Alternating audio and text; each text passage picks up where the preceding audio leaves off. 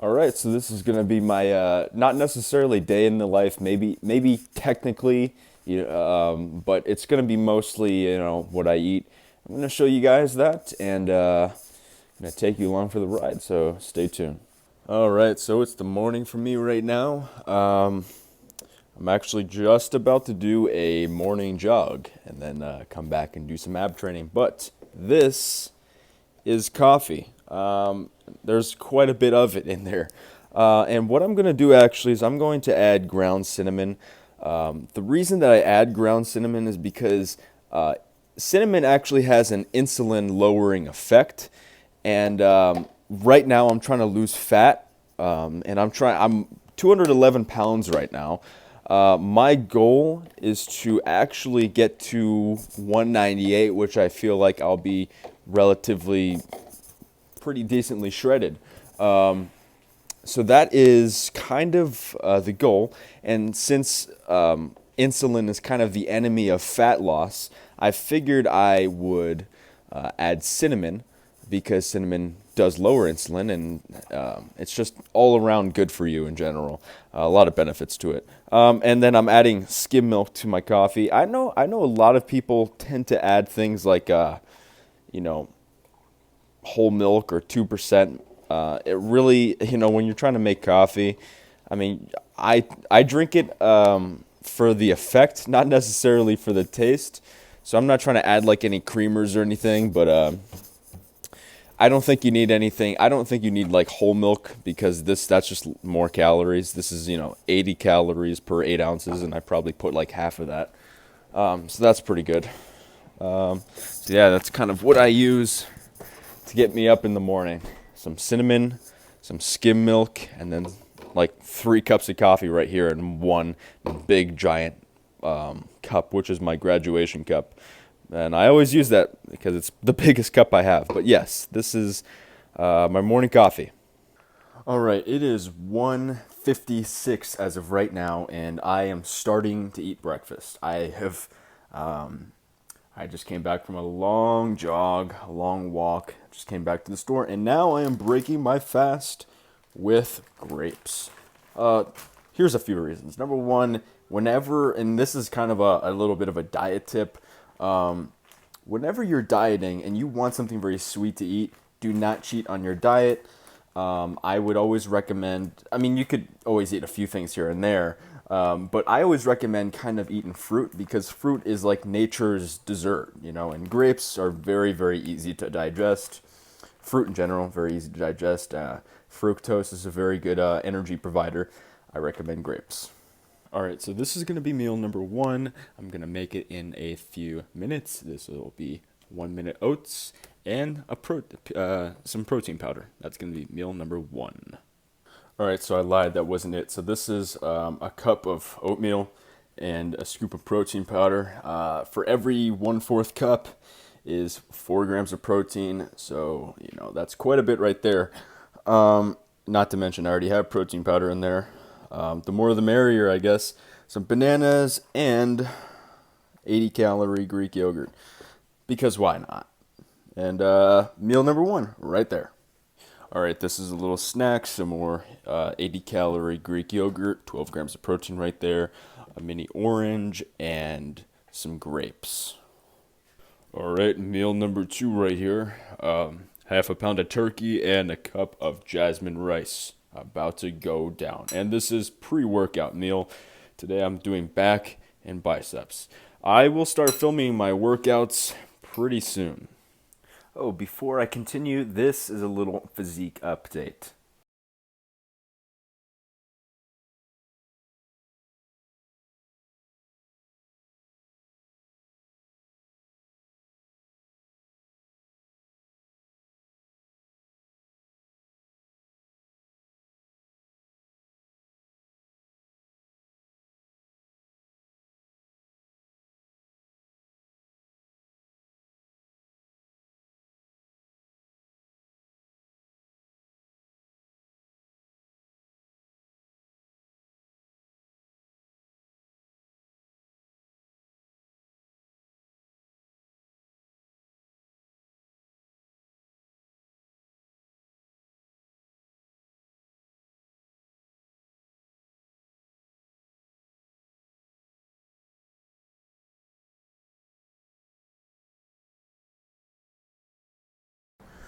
Okay, next meal is gonna be a cup of jasmine rice, a can of tuna mixed in with some salad. All right, so the last meal of the night. Well, maybe the last meal. I don't know. I might be hungry. Ground beef burgers. These are like a secret thing. Like a lot of people don't think about eating burger patties as protein sources, but believe me, it's pretty good for that. There's like 20 grams of protein in these things. And that's plenty for the last meal. I just got done with my leg workout, so that's going to be pretty good. And that's not all I'm going to be eating. You guys will see relatively soon that I am also going to be eating rice with this. And then I'm going to be adding some veggies as well. But for my last meal, again, I'm having some burger patty, and this is like half a cup of jasmine rice. I had a full cup the other today, but this is half a cup. I just finished a leg workout, so it's not like I need a whole lot of carbohydrates, just enough to recover because I'm still cutting. I'm about 211 right now, 211 pounds, and I'm trying to get down to 198, which I feel like I will be very, very, very shredded. I don't really care about percentages, but I'd probably be around the 7% body fat, or probably around 6 to 7% body fat range. I would estimate I'm probably around 11% right now, 11-ish. But not that I care, but that's, it is what it is. All right, guys, so that's kind of it for the day in terms of what I eat. By the way, I usually don't eat any time before 11 or 12. It's not because I try to do like that intermittent fasting thing, but it's usually just because that's when it fits my schedule. So when I wake up, I usually don't eat. I usually do cardio. I run about 5 miles, and where I live, it's actually 5 miles like on an incline because I live in a very mountainous region. And it is pretty brutal. I mean, on an empty stomach, I do drink coffee and tea in the morning every morning on an empty stomach. I usually put cinnamon in my coffee, again, because of the insulin lowering effect, and, insulin is the enemy of fat loss. So that's pretty much it for what I eat. And guess what? I don't count my calories. I don't count my proteins or my carbs or my fats. Reason being is because it really doesn't matter. If you're not losing weight, you have to eat a little bit less. If you want to gain weight, you got to eat a little bit more. I'm not very scientific, I just go, if the mirror is telling you you look good, then keep doing what you're doing. If the mirror is saying, all right, man, you got to, kind of chill out on the carbohydrates, well, then you got to cut down your food choices. So I go by the mirror. I don't weigh myself a lot at all. And again, I don't count my calories or my macros. It's such a stupid term. I hate it. Yeah. Again, so my dieting tips.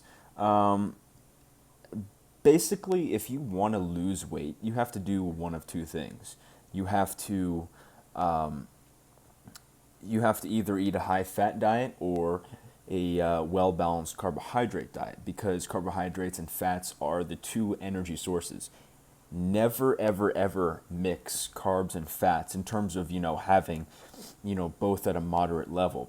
The carbs and fats are competing energy sources. Your body prefers to use glucose, which means carbohydrates.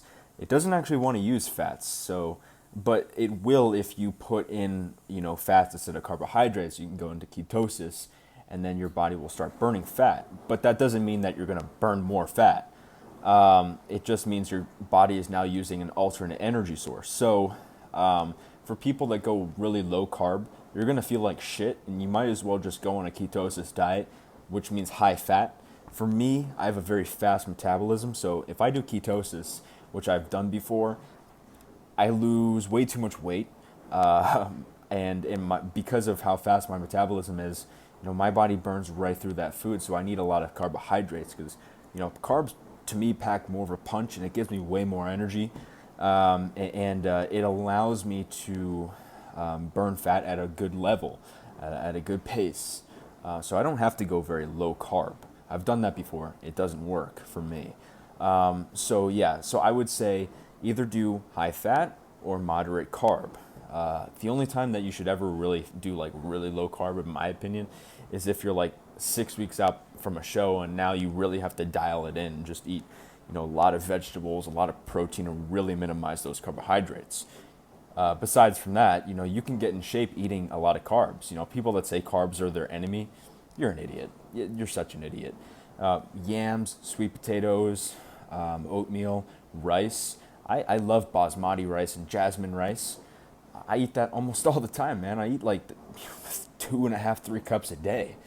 And along with oatmeal and sweet potatoes, I haven't had any sweet potatoes in a while, but I will mix that in every now and then. And just don't believe those people that say carbs are your enemy. No, they're not. Being a fat, lazy piece of shit is your enemy. So don't do that.